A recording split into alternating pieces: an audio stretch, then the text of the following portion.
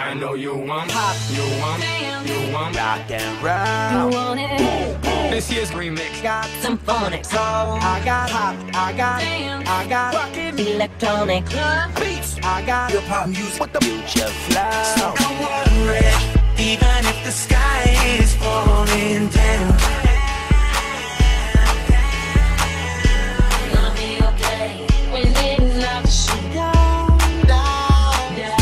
So baby, don't worry. Oh, jadi gitu.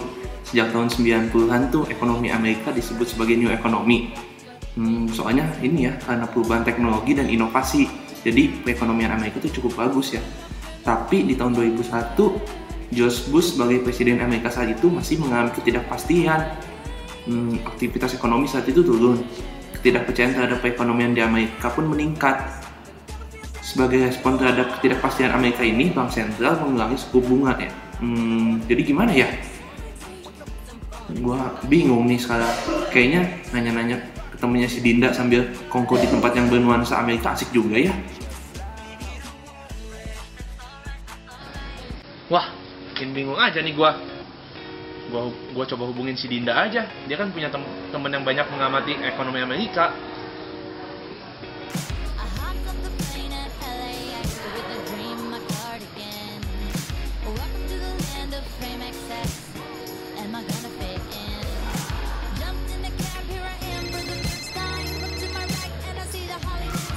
Nggak diangkat.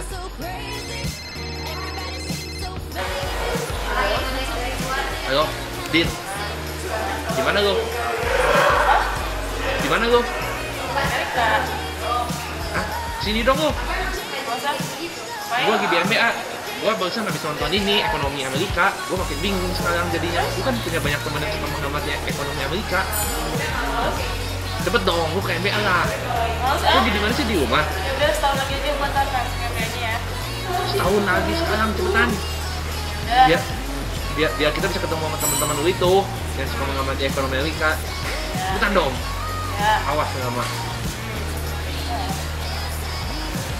Get to the club in my taxi cab, everybody's looking at me now. Woi. Hah? Habis dari mana lu? Tadi katanya di rumah lu. Dari tadi. Lu habis dari mana? Dari tadi. Lu kan punya sini duduk. Lu kan punya teman yang suka mengamati ekonomi Amerika tuh. Terus? Aku pengen ketemu sama mereka. Tadi saya temen gue sibuk gitu. Gimana dong? Kok gitu sih, sama gua nggak mau bantuin gua gitu? Ya, siapa lu? Gua selalu ngebantuin lu deh. Iya. Iya. Apa? Iya, mie ayam, mie bakso, mie tahu, mie pangsit. Oh gitu ya. Cepetan, ada nggak siapa? Ada Yang itu, yang bule-bule itu sih. enggak, gue nggak ketemu bule. Oh ya, siapa tuh? Ini paling. Ya udah, coba telepon lah. Dia ada di mana? Halo? Sik? Cepet dong. Gue udah mau ketemu nih, mau nanya tentang perekonomian Amerika gitu. Sibuk nggak? Yaudah, ketemuan ya? Yaudah, Mana? gimana? McD kita mau nggak? Ya udah. Yaudah, ntar gue kesana ya. Ya. Dah.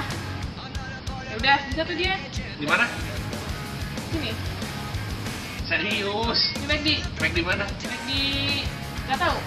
McD kan banyak sih di Indonesia ya.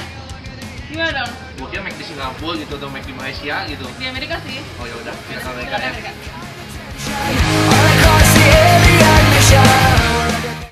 Kayaknya yang namanya Vicky Nielsen katanya dia mau nanya tentang perekonomian Amerika. Lalu dong. Jongkes. Yang gini, Vi. Tadi kan gua habis nonton tuh tentang perekonomian Amerika di tahun 2001. Gua masih agak sedikit bingung gitu.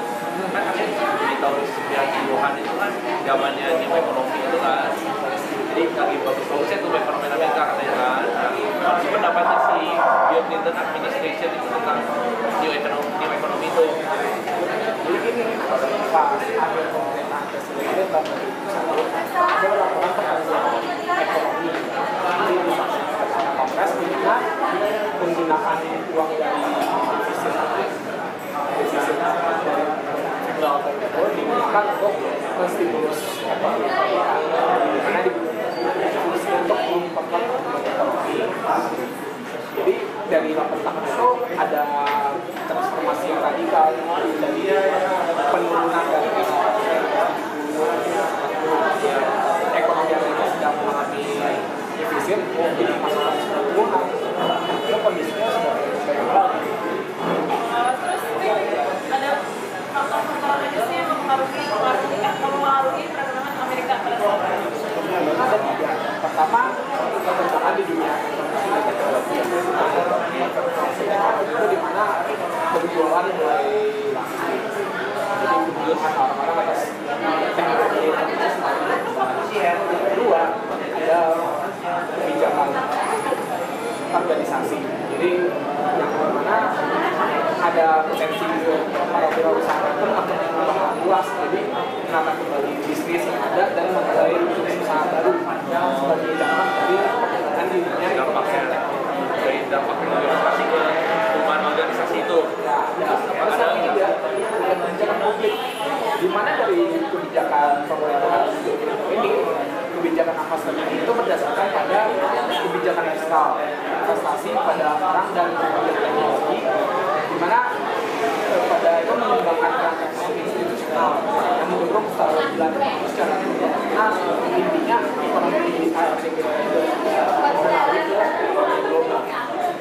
Oh, terus si panjamannya itu dia mempertahankan siklusnya itu biar tetap bagus sampai tahun 2000-an itu gimana itu dia? Pada awal dia langsung menjadi janji ekonomi, di mana Kampanye gitu? tahun 92 kan, jadi pada tahun 92 dia jadi saya akan memperbaiki defisit yang dia jadi dengan respon itu melakukan penurunan tingkat penggunaan di mana di situ mempengaruhi lanjutnya tingkat investasi. Karena dari kelebihan tingkat investasi itu aktivitas itu dapat mengurangi biaya produksi dari beberapa jadi dari paling utama dari sini dari kombinasi penurunan harga dan tingkat investasi yang lain itu adanya stimulus ke perubahan ekonomi Amerika. Pada akhirnya inovasi dalam teknologi itu dapat dicapai dengan adanya pengaruh dari investasi. Nah, investasi yang kuat mengaruh pada tingkat penurunan jumlah tabungan yang harus dialokasikan untuk menjadi orang. Disiplin fiskal itu membuat ruang bagi investasi yang kuat sehingga dari investasi yang kuat dapat berpengaruh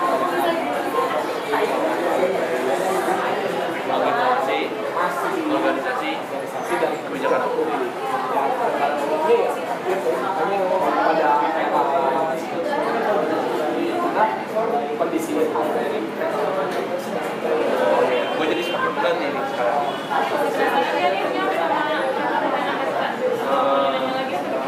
Ya mungkin nanti gue minta untuk pendapat teman dulu yang tahu tentang Presiden Bush itu. Terus bisa dong. Ini gue bayar. Thank you ya. Nah.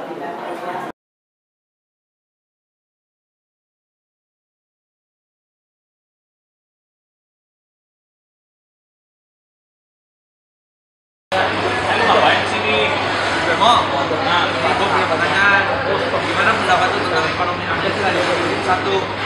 Kalau kata yang ini kan, main apa ya, tapi kayaknya enggak ya, sebenarnya bagus-bagus aja sih kalau kata Pak Profesor di Harvard. Nggak bisa beda pendapat gitu? Karena kan kalau mereka tuh, Fed itu Reserve ngamatinnya ini kan, sektor non-real, jadi kayak kemudian investasi apa segala macam.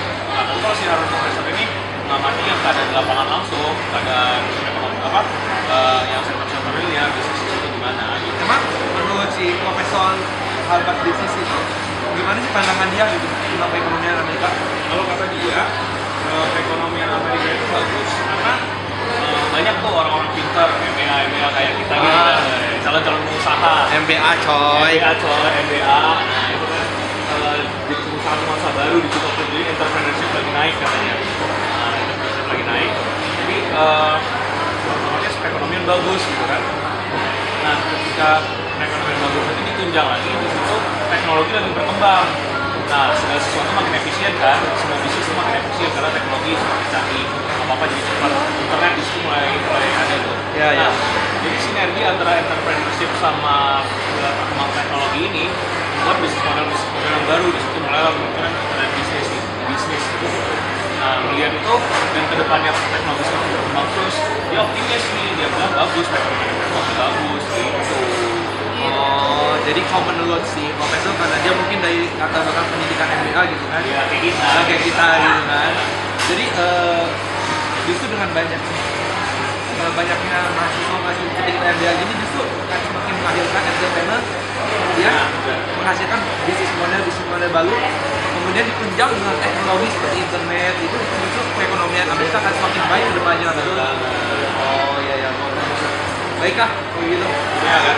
Ya. Ya. Ya. Ya. Oke, ITB, MBA ITB. ya. Apakah ya kita lah ya. Ya. Oke, thank you pokoknya. Oke. Dah.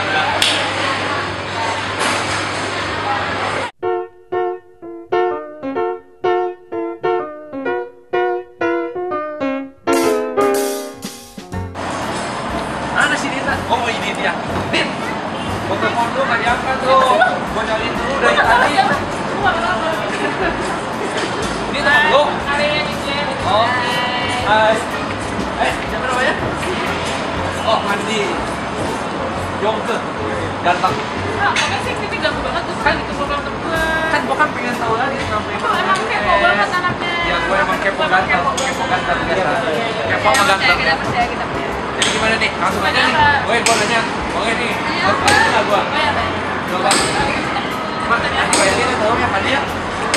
Ini ada ini. Jangan dulu deh, jangan. Ini selesai apa kan?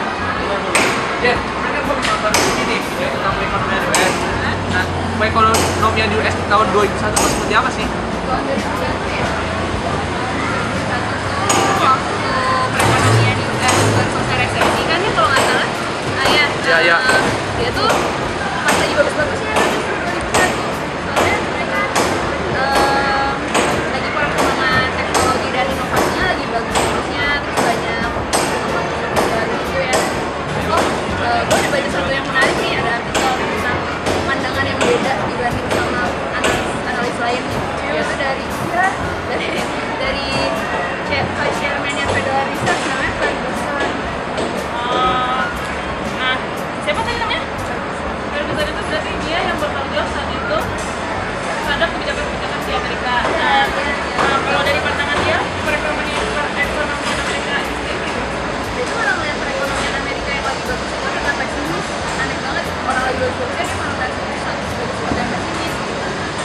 Soalnya kalau yang bisa dilihat itu karena dia membuat kebijakan, jadi dia ngeliatnya jadi makin banyak nih yang harus diantisipasi sama si negara karena banyak banget orang yang tertarik sama Amerika, perekonomian Amerika saat itu.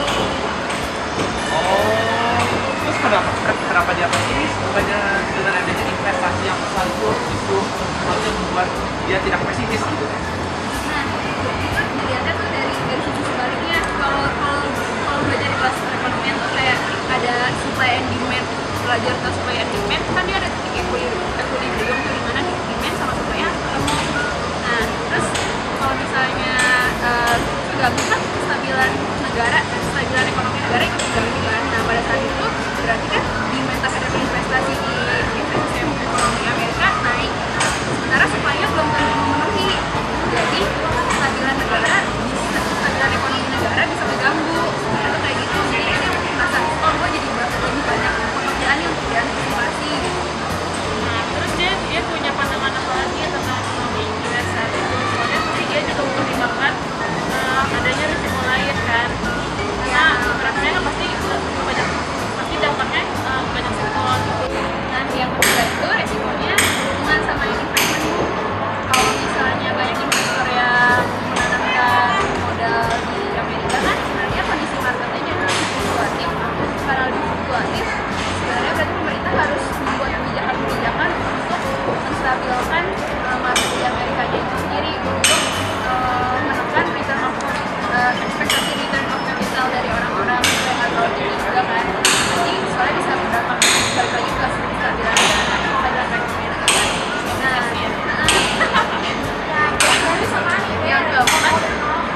itu tuh kan Amerika saat itu bangkit dari kuburan dana investasi dari luar negeri. Ya karena melihat marketnya fluktuatif, si investor dari luar negeri ini jadi malas menanamkan modal lagi di Amerika, nanti malah balik lagi, jadi mereka kekurangan dana dari situ lagi. Oh iya, benar juga ya. Jadi market yang fluktuatif itu tuh dipersepsikan oleh investor. Jadi takutnya kondisi ekonomi Amerika itu jadi tidak stabil ya. Mungkin itu yang jadi ditakutkan oleh investor itu ya. Kalau dari pandangan ini, Oh iya. Kita mesti kepo apa? Apa lagi? ini bisa dari pandangan lain nggak ngerti juga ya. Kita nanya dia.